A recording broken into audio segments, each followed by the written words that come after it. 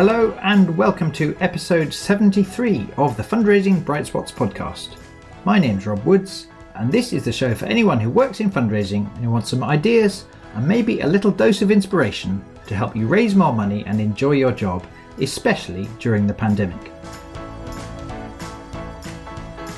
And if you work in major donor fundraising, I hope you're going to find today's episode really helpful, because it's once again with the fabulous Louise Morris of Summit Fundraising. A little while ago, Louise and I created a learning bundle for my training and inspiration site, the Bright Spot Members Club, all about how to develop better, more respectful and deeper relationships with major donors.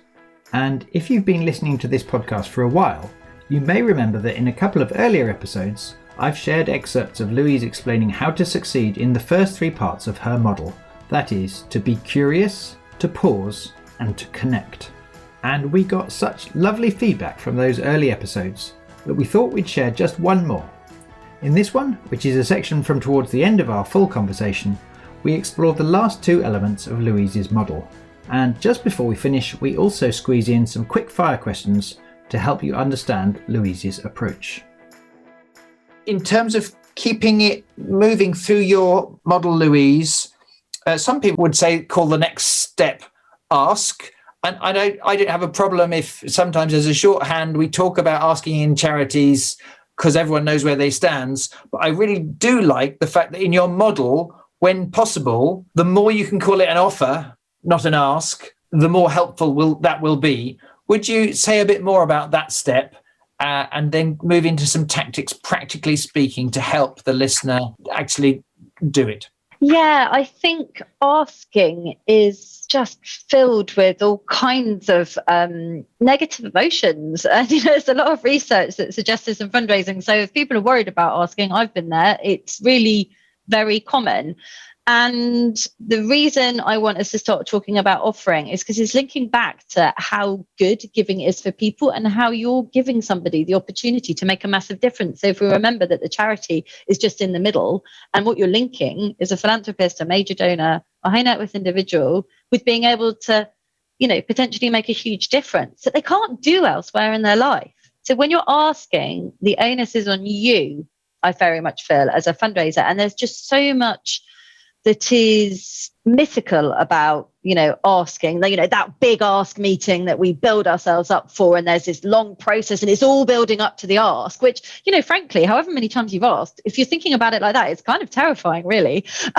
Whereas if we think that we're offering somebody the opportunity to give, it takes it away from asking for money and grabbing. We're not going with a begging bowl for our organizations. We're offering someone the opportunity to make a really big difference. And you'll already have been demonstrating that to them. You'll already have connected to them. So you'll know which part of your work or why they want to make a difference, and you can connect it. And it's good for them to be giving. And I think if there's, one kind of thing that you can do to kind of get more comfortable with this offer and really thinking that offering people the chance to give is good, it's to, read more from philanthropists. So Beth Breeze's work is fascinating because she's interviewed so many high net worth individuals about their giving. And her book's called Richer Lives. It's one of her books. And it's just absolutely fascinating. And I think the interesting thing for me is you can build up all of these connections and you can really understand somebody. People still need to be asked. The research that Dr. Beth Breeze has done shows that the number one reason people give is because they're asked or offered the opportunity to give.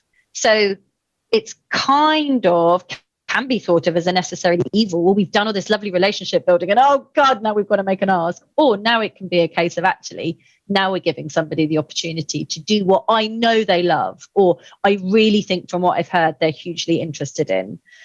And it changes the balance of power quite a lot. And a lot of the time, some of the problems that have come out in my coaching and my work with charities is, I've heard from trustees that they don't feel comfortable asking for another gift when someone's already given. So they've already given, it feels really uncomfortable. I've heard from CEOs that, that they just, frankly, they don't want to do it. It feels really, really hard asking for money. Offering someone the opportunity to give for me doesn't feel as difficult. And a few kind of approaches or mindset that I think is really important in this area is one that some people will say no.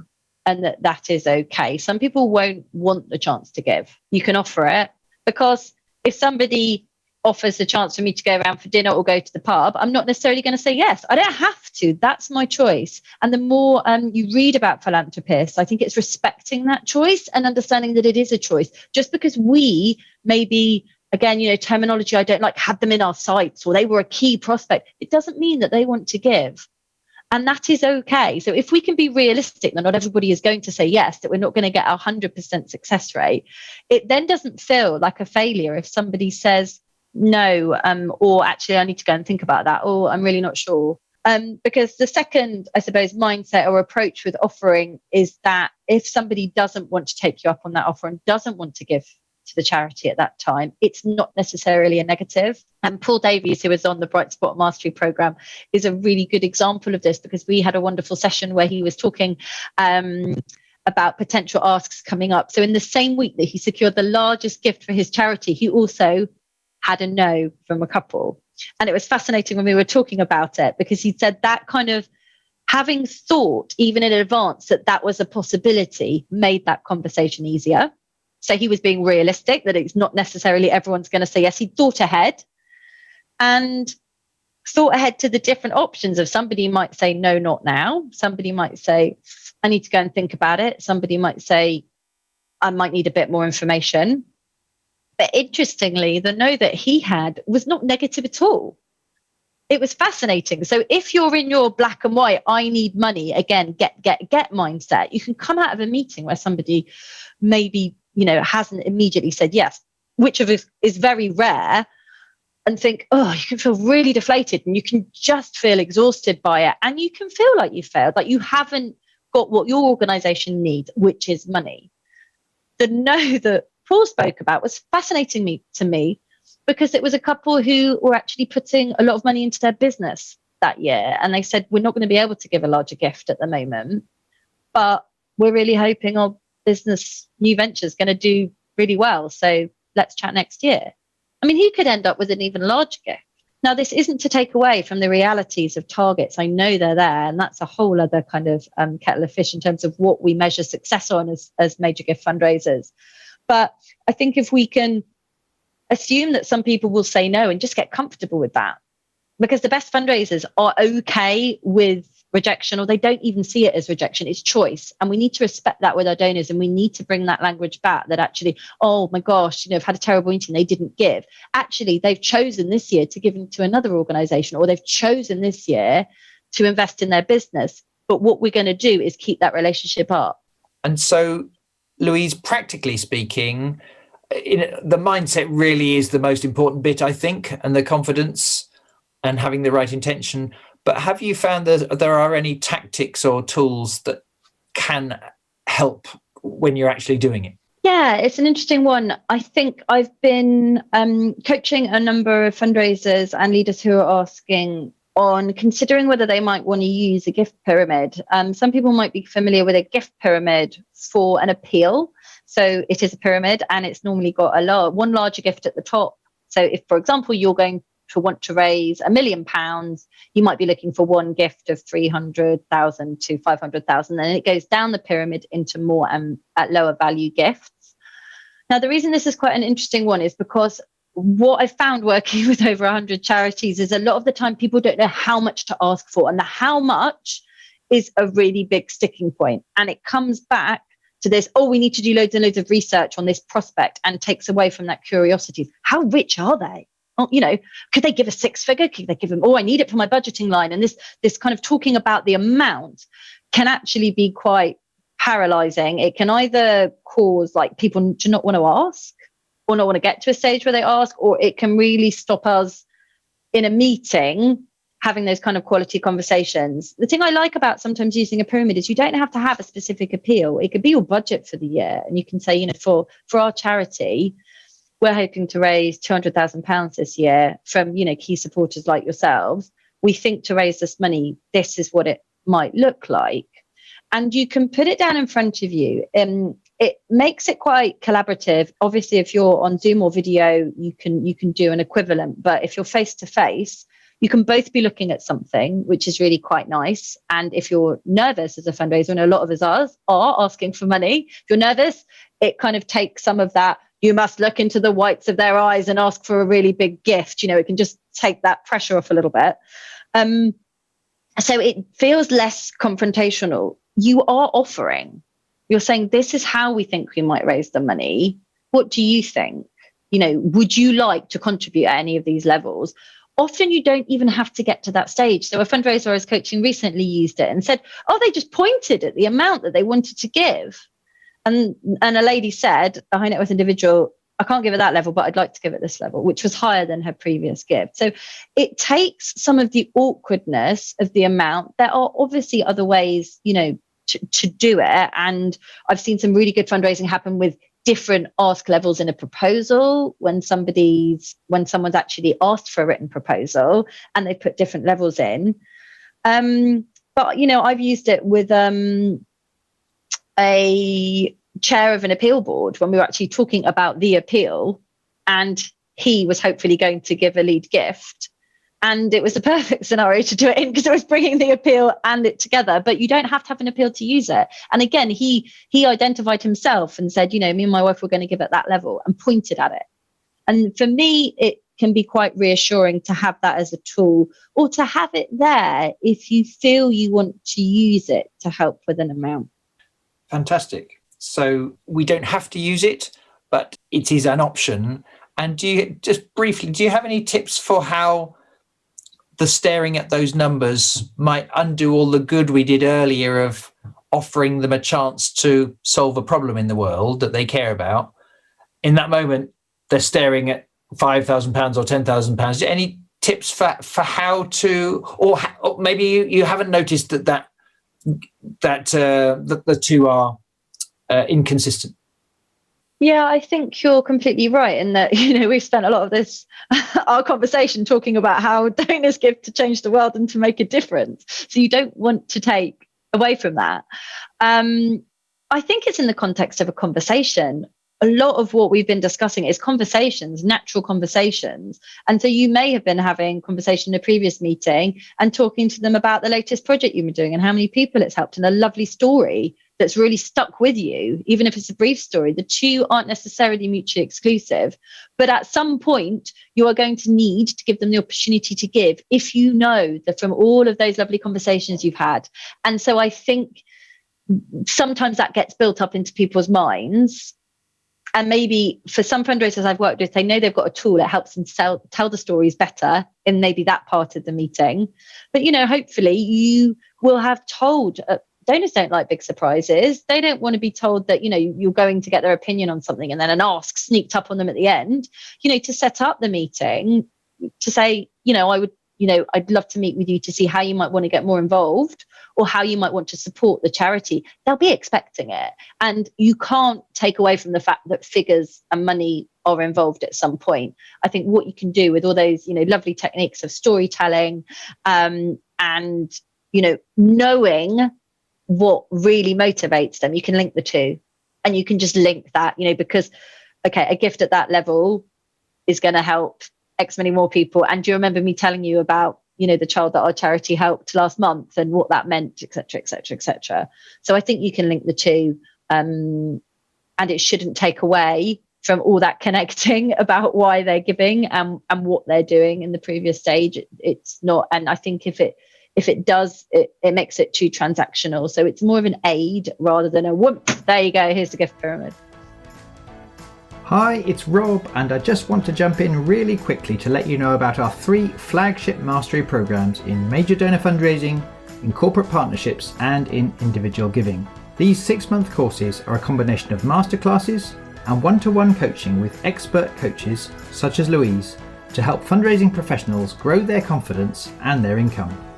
To give you a sense of the difference that these programs can make, here's what one fundraiser, Sarah Davies, said about how Major Gifts Mastery helped her.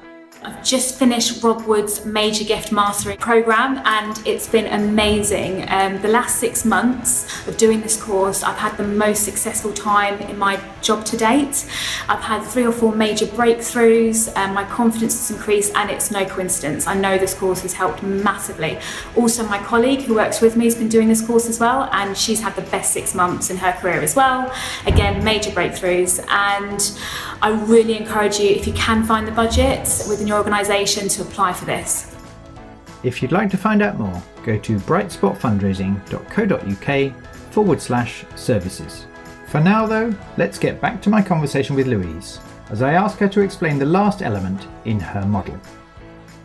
So, Louise, across this conversation, you took us through be curious, step 2, pause, step 3, connect, offer, and what was the 5th step in your model?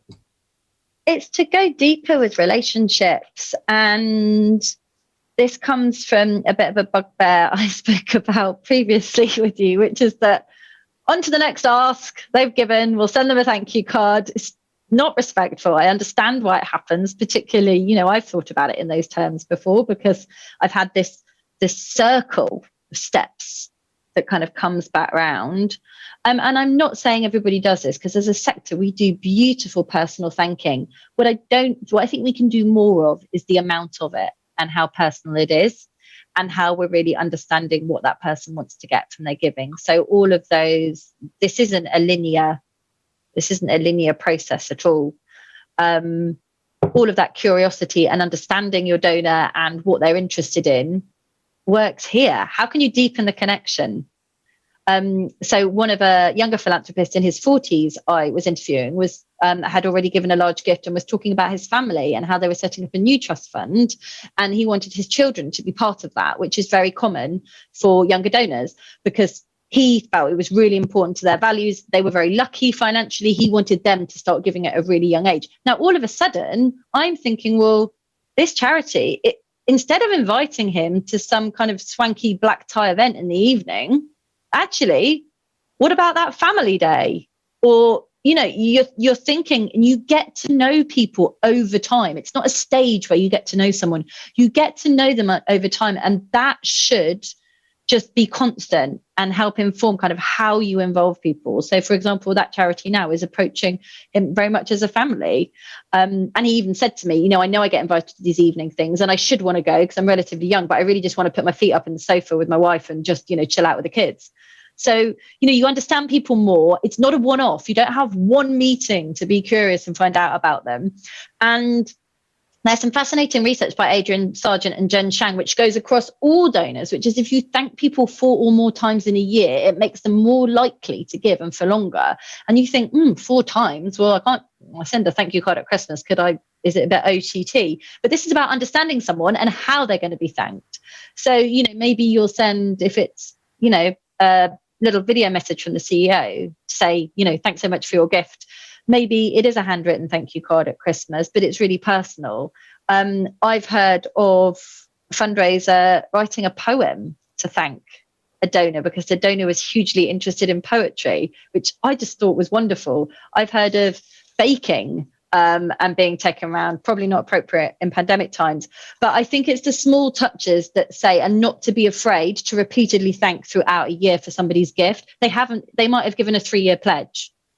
And it's not a case of, okay, we're going to wait for the next one to come in and invite them to an event. It's letting them know the difference that is making throughout the year in different ways that the donor's going to like because you know them best from all those conversations. And it might be a formal report because that might be what they want. And a donor said to me when I interviewed a philanthropist the other month, I'm really into the facts and figures. I don't need a massive pat on the back. That's not what I like. That's not why I give. And it was interesting to hear that. That doesn't mean you can't thank, and thank in a way that's authentic and genuine and that he would like. You might want to give them the latest stats and facts on a project and say, I thought you might want to know that X many more people have been helped this year. Thank you so much. That could be like 8 months after a gift's been made. And I think if we can see it as a constant, it just deepens those relationships. And it means that you keep the relationship up so when it's the right time. to potentially offer for them to be involved again, or to say to them, to have that conversation. It's just easier to have the conversation about when they might give again. Yes, so this is not the same grateful paragraph cut and pasted, sent 4 different times across the year. What I'm hearing is, in various ways, if we can give people a sense of the difference it's making, and that might be a little 1-minute film from the project manager of the project, or it might occasionally even be a card drawn by someone, or a letter of someone potentially who benefited from it, or it might be something from the chief executive. So in a variety of different styles and formats, we're showing the difference it's making, and inevitably we're using a thank you in there, but there's some substance there rather than saying the same grateful message 4 times. Absolutely. And it links to when we were talking about pausing and ideas as well, and that some fundraisers I've spoken to have had some really innovative ideas whilst they're doing something else. So again, this isn't linear. It isn't just a process. It's more an approach, because, we should care about our donors. We don't have to like them as best friends, but we need a relationship, and we should care about them and what they're interested in. And if we can show that, they will be donors for life. And we have an opportunity to create that connection. We have an opportunity to introduce them to other donors, to create that kind of real sense of community. And yeah, you can only do that if time is spent on this. And often we don't allow ourselves, we either don't resource it, we don't allow ourselves as fundraisers to spend time on this, because we've got this, big target over our heads. But this actually makes more financial sense to do, and that will raise more money anyway, but it doesn't always feel like that. And it's a really, when I work with fundraisers, this is what fundraisers are good at. This is what they love doing. And building those relationships is why a lot of people work in fundraising. So yeah, it's good to have permission to do something that we love doing.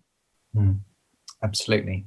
Louise, just before we go, thank you so much for talking us through your model and giving us lots of advice, lots of examples. If you've got 5 more minutes, I'd just like to try out a few of these quickfire questions I ask to guest interviewees when I can.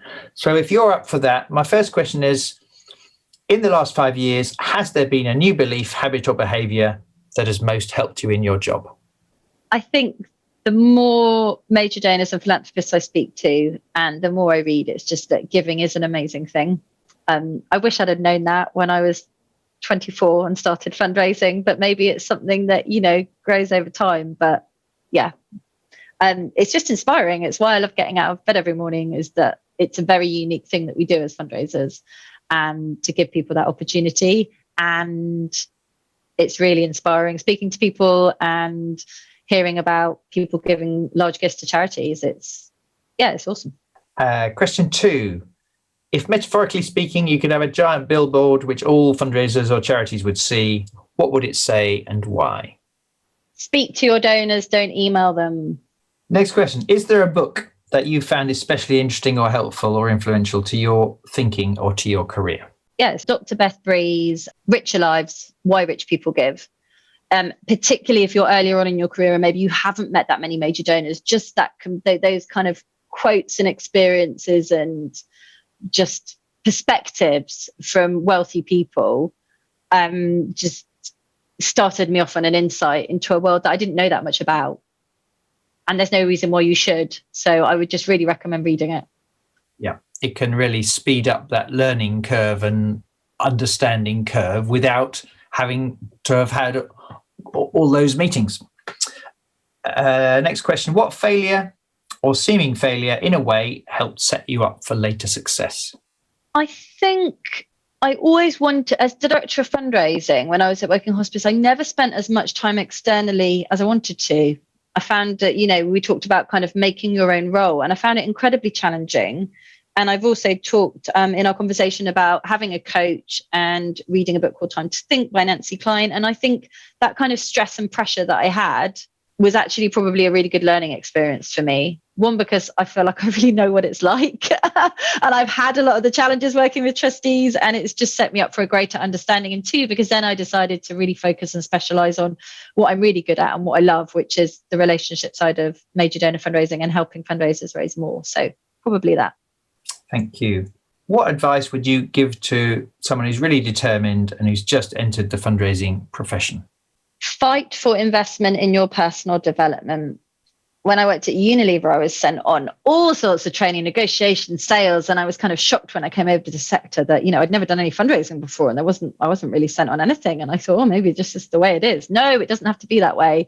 It's really important. We need to invest in our fundraisers, and that's on the job training, but that's also mentoring, coaching, and there's lots of free schemes as well if your, charity doesn't have.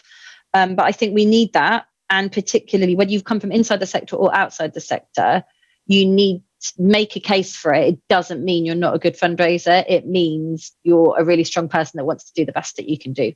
In the last 5 years, have you got better at saying no to distractions? And if so, do you have any tips for improving this really important skill?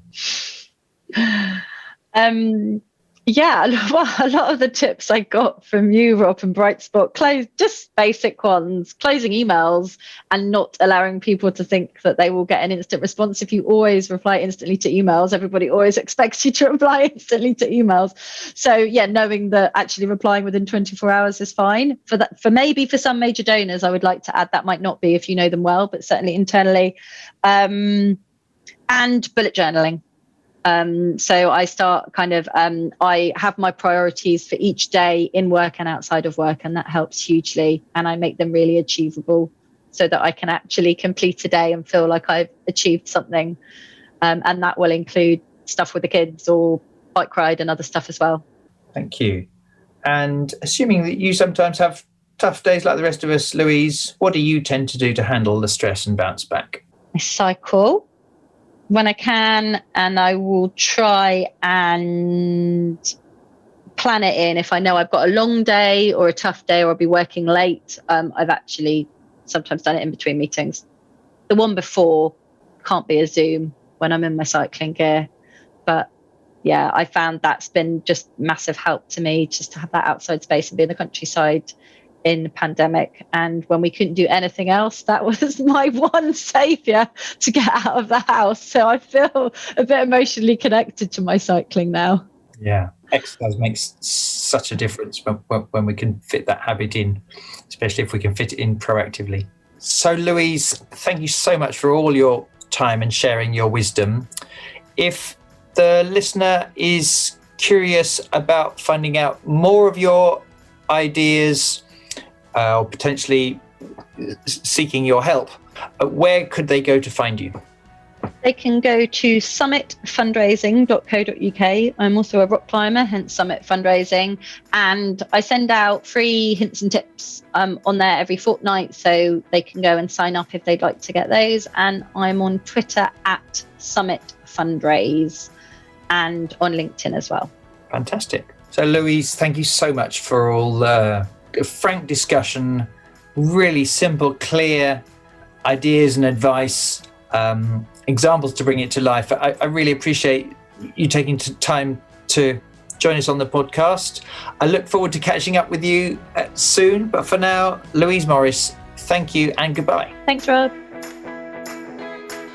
So there you have it. I hope you found our discussion was helpful. If so, I'd be incredibly grateful if you could take a moment to share it on with your colleagues or on social media so that we can get this free content out to help as many charities as possible. Thank you very much for your help.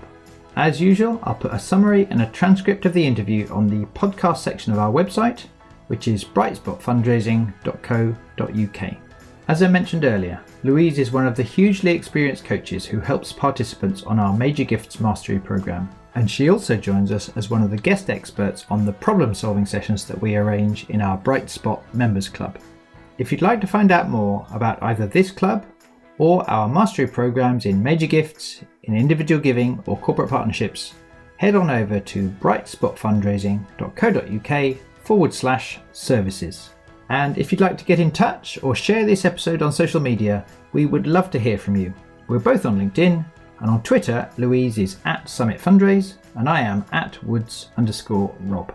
Finally, thank you so much for listening today, and I look forward to sharing more Bright Spot examples and ideas with you very soon.